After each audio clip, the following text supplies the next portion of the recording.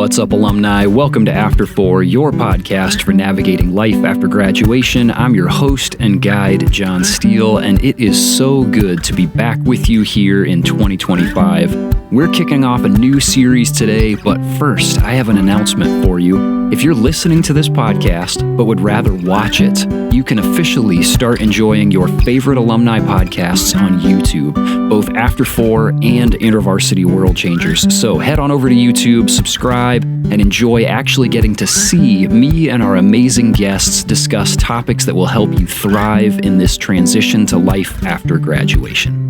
All right, on to our first episode of the new year and of our new series. Here at the beginning of 2025, we're focusing in on a topic that's extremely familiar for many of us at this time of year, and that's health and wellness. It's a common time to take stock of life rhythms and begin charting a new course for taking better care of ourselves. The problem is that we often take on more than is realistic, or we just don't establish a clear, simple plan.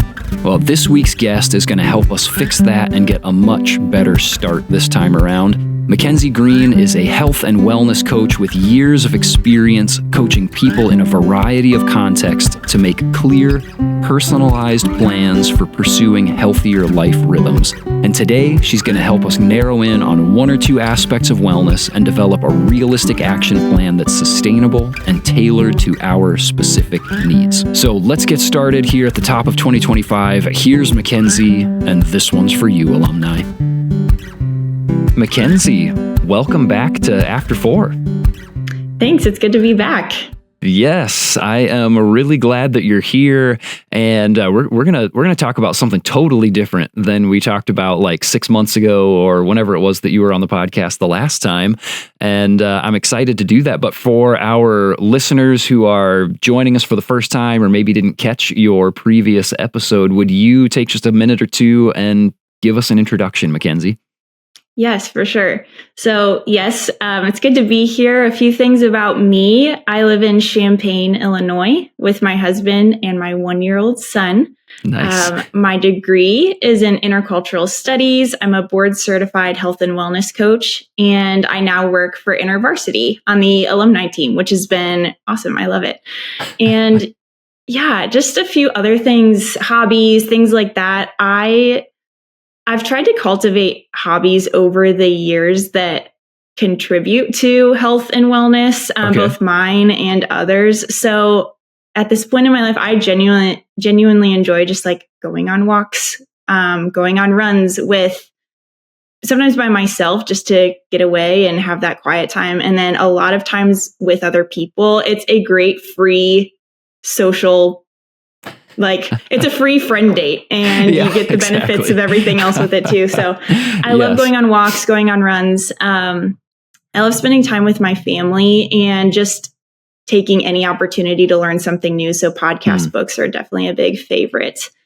And other than that, I think another really important thing for me, I don't know if this counts as a hobby, but just the opportunity to get away with like some extended time with God in like a retreat setting, whether sometimes that's just like an afternoon in an empty room at my church. And sometimes that's like an actual retreat center or something. But those are times that I really value. And if I go too long without them, I really miss. So those are some things that I love that bring me a lot of joy. Yeah, that's awesome. Well, Mackenzie, it's great that even just the ins and outs of your everyday life are just leading us so nicely into the things that we're going to talk about today. And, you're helping kick us off here in 2025, brand new year, brand new series. We're talking about focusing in on wellness and what does it look like for us to take care of ourselves and to spend some time examining what are those places that we can keep growing in wellness. My hope is that for our listeners who are tuning in, for our audience members, that they can walk away with a workable framework for just getting started, for taking healthy next steps in personal wellness. But before we do either of those things, you've already alluded to this a little bit, but Mackenzie, can you just give us a short tour of some of your background and your experience with wellness in even a professional setting? Yeah, absolutely. So It's funny, when I was in college, I had even heard of a wellness coach or anything like that. Okay. But it was in working at a hospital after graduation that I was given the opportunity to be trained as a wellness coach. And that was a really big blessing, unexpected blessing in my life. After I got the certification, I was able to become the wellness coordinator at our hospital. Where I worked. And through that experience, it was really neat. Just a small group of us were able to collaborate and open up a wellness center for our community and begin to offer all kinds of lifestyle change groups. So things like diabetes prevention program, freedom from smoking groups, healthy living groups, and one-on-one coaching.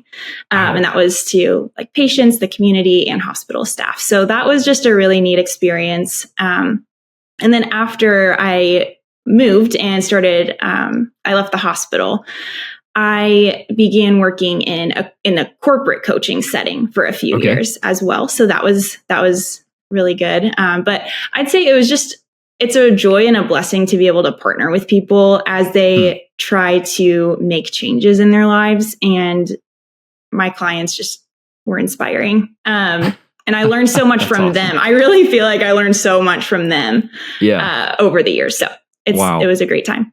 Yeah. That's really cool. And it sounds like you have had such a diverse background of experiences of in a hospital, in a corporate setting, in a community setting, one-on-one with people that you've gotten to sort of work through wellness conversations at a number of different levels. And so that's really great to have that kind of background. It makes me even more excited that you're the one here helping us kick off this new series. So, then Mackenzie, based on the things that you've learned, the experiences that you've had, can you help us just sort of wrap our minds around the idea of wellness? Again, this thing that I think we all sort of have some intuition about what it is, but maybe we would struggle to really boil it down to like, what do we mean when we talk about wellness, and what are some of the important components of it?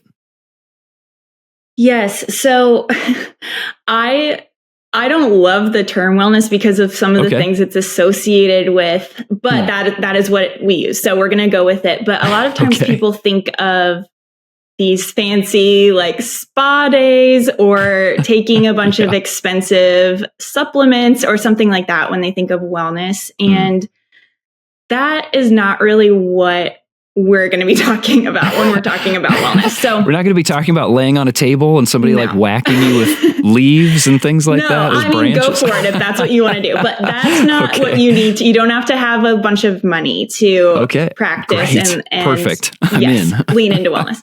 Yes. So I want to define wellness as referring to the process of moving towards health in every area of your life. Okay. So the process of moving towards health in every area of your life. And I really want to highlight that word process because it's about which direction we're heading. Okay. It's a journey. It's not necessarily always an easy journey. Like change is almost never easy, but it's a positive one. And it involves the process of developing daily habits and practices that can help us live into our God-given potential, adapt to challenges that come our way, and just contribute to society, live out our calling, all those good things that we want. And there's different components of wellness too. So I mentioned growing in health in every area of your life. So the National Wellness Institute divides wellness into 6 main categories, and that's emotional, physical. So think of your body, like taking care of your body. Intellectual, which is how are you being challenged mentally? What are you learning? Occupational can be paid or unpaid work, but it's like what you're doing with your time, what you're doing. Yes. And then spiritual and social, so your relationships. So those are the 6 main areas, and each one overlaps and impacts the other. So it's not like they're separate boxes necessarily. Yeah. One just easy example is if you take care of your body, you're going to notice the difference emotionally. You're going to feel better mentally and emotionally. So that's just one example. But Yeah. does that help? How does Yes, that's really helpful, and I think clarifying that there is overlap for all of these. You say it's a process, so that means like, okay, this is a commitment. This is sort of a long haul kind of thing. It's a marathon, not a sprint. Absolutely. And that it's also, in sort of like all aspects of life. So as I hear you talking about that, it seems like there could be potential because of length of time and just the amount of places that you could focus, that people could be overwhelmed with the number of different ways that you could focus on wellness, diet, sleep, mental health, relationships, whatever it might be. So this is where I'm hoping we can lean in for kind of the rest of our time, for the most part, is how do you recommend somebody goes about discerning where to start on their wellness journey?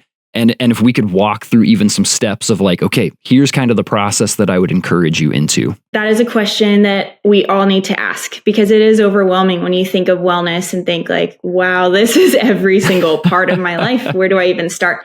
So we do need to pick a place to start. That is key. So, but what I want to say first, before we talk about narrowing down, is that it can be really important and helpful for us to start by actually zooming out even bigger, you could say, and taking some time to envision what health and wellness would look like for you personally, because we all are so different and our environments or our circumstances are so different.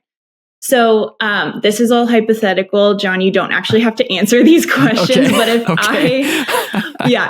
don't be scared. But if I were coaching you, John, I might say something like this. So, okay, John, if you're open to it, I want to just invite you to use your imagination with me for a second and just pretend. Okay, so go with this process with me for a second. Yeah. Imagine I go to bed tonight, I wake up tomorrow, and I wake up this healthiest version of myself.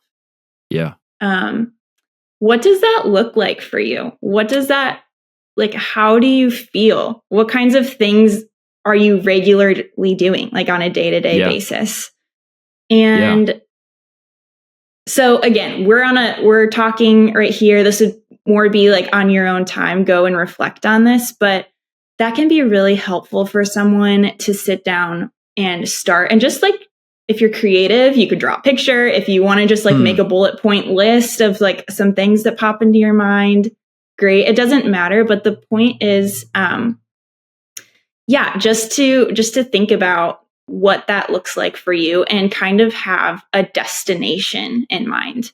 Even just that idea of waking up the next morning, is that I wake up in the morning feeling refreshed and like ready to start. I feel like I'm energetic. I have the energy that I need starting my day off. Because for me, the start of my day is jumping right into morning routine with two little kids. And so, which then leads me to the next place of wellness that I would want to keep growing in. And that's that I know how to interact well with the people around, that I walk away from my conversations with my kids, with my wife and other adults, whether that's friends or coworkers, feeling good about the way that I have interacted with them. So like if one of my kids if my 6-year-old is frustrating me during our morning routine, that I'm able to have healthy, thoughtful responses even in the midst of being frustrated. So like that's a place of interacting with my kids that I would want to grow in wellness.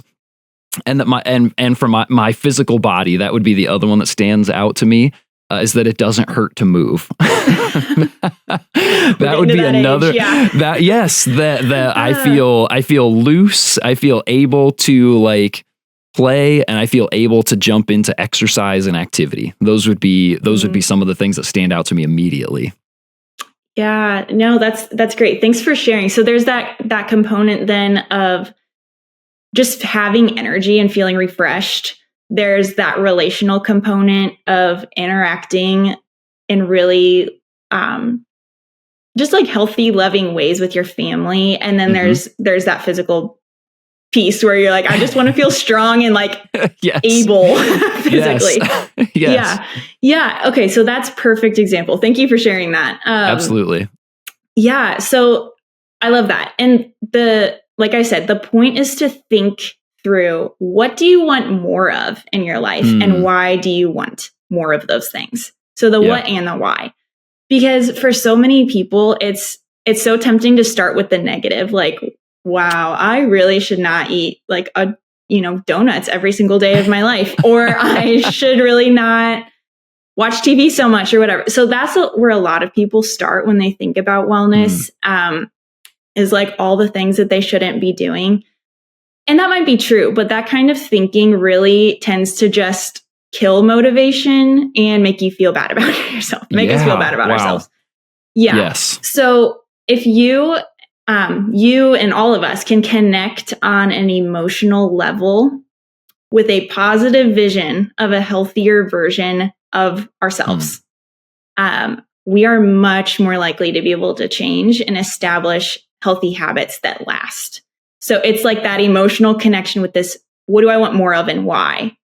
What does that look like? And then you kind of have that destination. You can figure out how to get there, probably take lots of different paths, but that is big picture, I'd say, where to start. But we do need to narrow. So we do need to all right. Yes, let's keep do that. moving towards an area of focus, like we said, because it can be overwhelming. It can be inspiring to come up with like that bigger vision, but also like, wow, I am not there right now. So it is important to keep narrowing the focus. So the next thing I would suggest that someone would ask themselves is, and God, ask yourself, ask God, what is the most important thing and the most possible thing that you could focus on right now at this point in your life? Like considering your circumstances right now in life, what feels most important and most possible to start with? So picture all those things that you mentioned, your relationships, your body, all these things.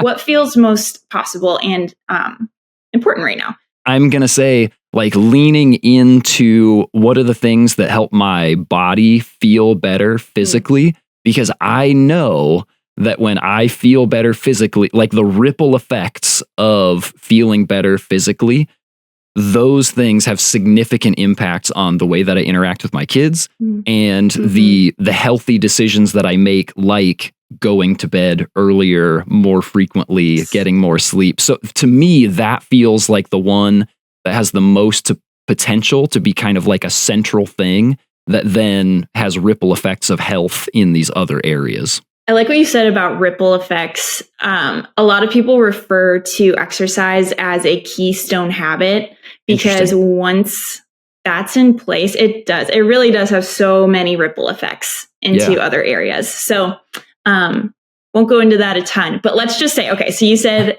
the getting just like stronger, more flexible, and feeling good physically when it comes to like exercise and that kind of thing. So now we can get practical with that. Okay. So I would just ask you and the listeners, just what ideas do you have? What ideas do you have of ways to get more physically active? What have you tried in the past? A lot of times we have all these resources and all these past experiences that could be really helpful, either in showing us what we like or what we don't like. So you can cross some things off your list of ideas if you know that in the past you just hated them. So there's no right answer. It's just like what thing would you enjoy and actually do? So what ideas do you have for ways to get more active? What have you tried in the past? What information or people or environments do you think would be helpful in helping you stay motivated and achieve that goal? And then once you've kind of brainstormed, like done some brainstorming, just pick something that sounds most promising and experiment with it. And so let's just, as an example, say that you decide, okay, I'm going to experiment with walking my dog for 30 minutes on Monday, Wednesday, Friday, and just try it out and try to make it as enjoyable as possible. If you're more of like, you need some alone time, pray, walk, listen to music, listen to a podcast. If you feel like you would really enjoy a social time, get together with a friend or somebody that you're mentoring or a mentor and just like make it fun, make it make it enjoyable. And you probably won't do it perfectly. You'll probably miss some days, but that literally does not matter. That is not the point. That's so good to hear.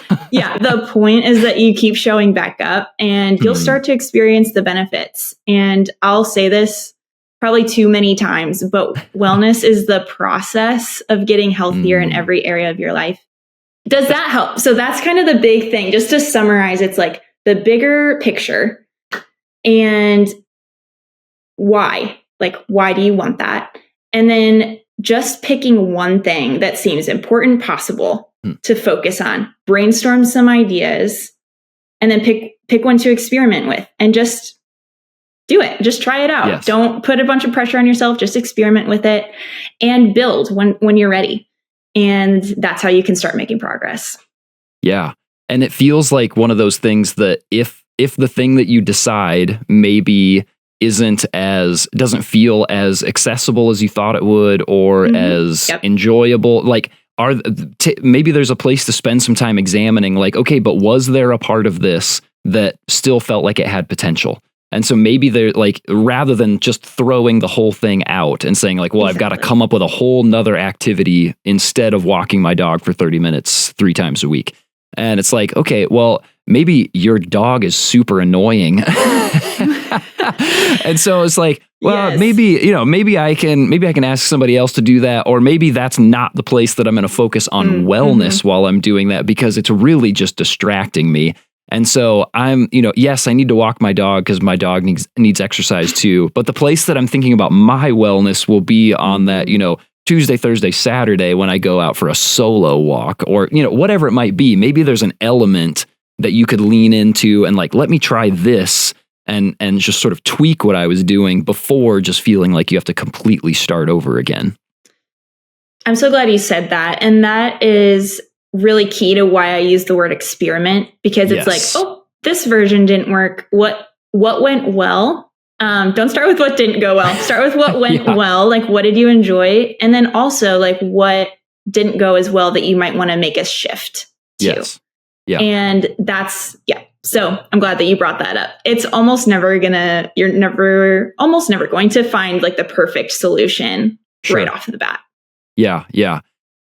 So Mackenzie, I think that we could keep leaning in and getting even more detailed in these things. But I think we've given people a good starting place. There's another question that I want to ask though, because there are many of these things that we've talked about that you can find lots of different places. But one of the things that my hope is happening as people are engaging with the After 4 podcast is that they are being encouraged in all of these different ways to keep saying yes to Jesus long after graduation. And so my question, and I didn't really ask you to think through this ahead of time, so we can workshop this together. Yeah. But, what feels like, or how do you think a pursuit of wellness helps you keep saying yes to Jesus in this season of life after graduation? I think God is a healing God, and that God is always trying to bring like new life and health. And you could say wellness, or the biblical word would be shalom. But like this peace and well-being into our lives, both for our sake, because he loves us, we're his kids, but also for the sake of the world. And so I think we could all just think into our lives of like the work that the Spirit has been doing in us. And it's always like trying to heal something or helping us to grow into the person that he created us to be. And so to me, we keep saying yes to Jesus after graduation. I think if we do that and we keep this broad idea of wholeness and wellness in mind, we can ask God, where do you want to start? And then pray, turn over each of those areas to God slowly but surely. And he's going to do his work. And we don't have time to get into theology of suffering and all these things that we're not going to sure. be, we're going to get sick and we're going to have these really rough things that we have to deal with in life. And yet I think now or in the age to come, like all things will be healed, all things will be well. And so I think he's at work doing that in us now. Yeah. I think that's really great. And I think that I wasn't really considering this until as you were talking, but I think you already even set us up for this in your beginning explanation of wellness. And that's that each one of these elements impacts the other one. And so like, as we are leaning into wellness, like spiritual wellness and our relationship with God, our understanding of what it looks like to pursue Jesus in this new season of life, that is impacted by all of these other places. We know that we are communal beings, like that God created us to be relational. So as we are leaning into healthy relationships with other people, we are leaning into spending time with other image bearers who are also on a journey with Jesus, and that they are helping us in that. So as we lean into making friends, like we're also leaning into new opportunities to keep discovering Jesus. As we lean, just like for me, that as I'm taking care of my body physically, I'm spending less time feeling the aches and pains and thinking about how hard it can be to move around. I have, like, my lower back is one of the things that gives me the most trouble, which is a tall person problem, but there's also like injury in there as well. But that if I'm spending less time thinking about the aches and pains in my body, my emotional bandwidth is freed up to think about other things. And like you said, there are places in suffering as well for us to draw near to Jesus, that when my body hurts, that's a place for me to identify with Jesus. His body hurt. Like, I mean, his great suffering, there's like small places where I can lean in, where I can identify with Jesus for sure. We can't just throw out those things. But I think, like you said, as we lean into wellness, those circles interact with each other, and I think they prop up our continued growth as followers of Jesus as well. I want to reiterate that again, just that it is for our sake, because God loves us, but it is also for the sake of the world. And I think that's true of spiritual formation.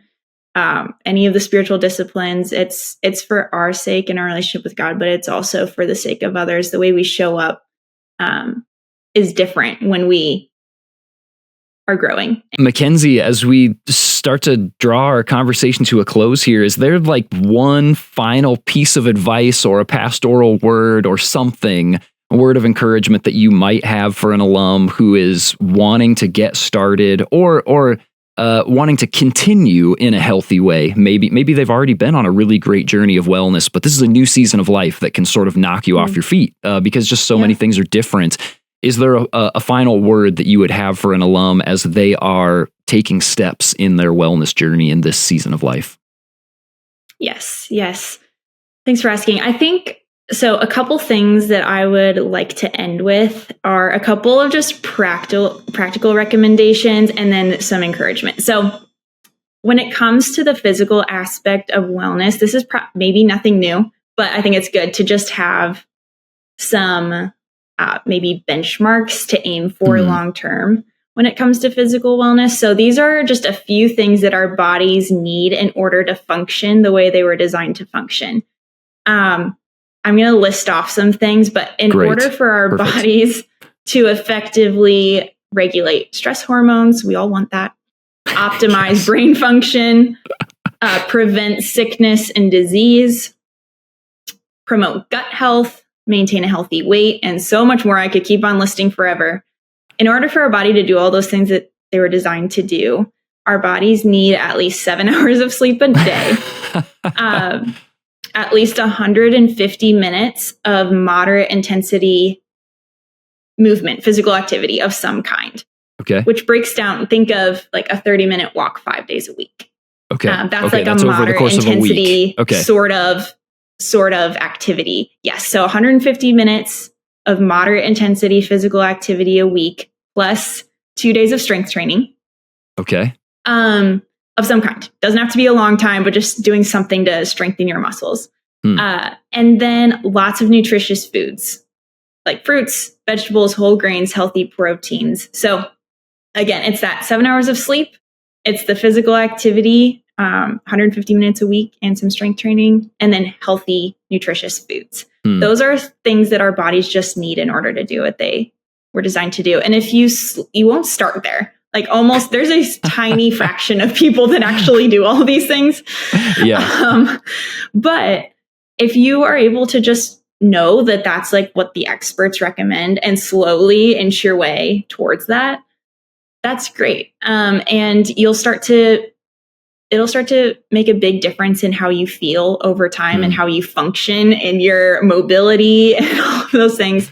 Yeah. And so that's just kind of a quick practical note that I wanted to mention in case it's helpful. And the last thing, once again, that I will say is that this is a time-intensive process. And the point really isn't, maybe someone would disagree with me, I don't know. But in my mind, the point is not to arrive. It is to become, over time, more mindful of your choices, to have a growth mindset towards your life, and to establish healthy habits that help you thrive over the course of years. So we don't need to feel like we should be able to change right away. It's very rare. I know that it's so tempting. It's so tempting because we all want the quick fix. We all want the magic pill, the change your life in 5 days or something. Things that like get our attention on TV or on social media or whatever. But like that, just, I hate to say it, but like that is not how almost nobody can do it that way and make it sustainable over the course of years. So try to enjoy it, learn from the days that don't go well, surround yourself with people and environments that will help you with your goals rather than detract from your goals, and celebrate your progress. And I would say, too, that it's true that God's with you and will help you and guide you all the way because he is a healing God and he wants us to be well, like we talked about. So that would be the final, I would say, word of encouragement that I offer. I love that. And one of the things that's standing out to me, just as you're talking through all of those things, the word that you used that I was not expecting you to use as we were talking about wellness is the idea of shalom, of wholeness and completeness, and that leaning into our personal wellness is a part of leaning into the shalom of God. And like, that is so great. And that surrounding ourselves with people that are going to encourage us on that journey and giving ourselves grace in the midst of it as we inevitably mess up, but that like, hey, I'm going to show up again tomorrow and try again.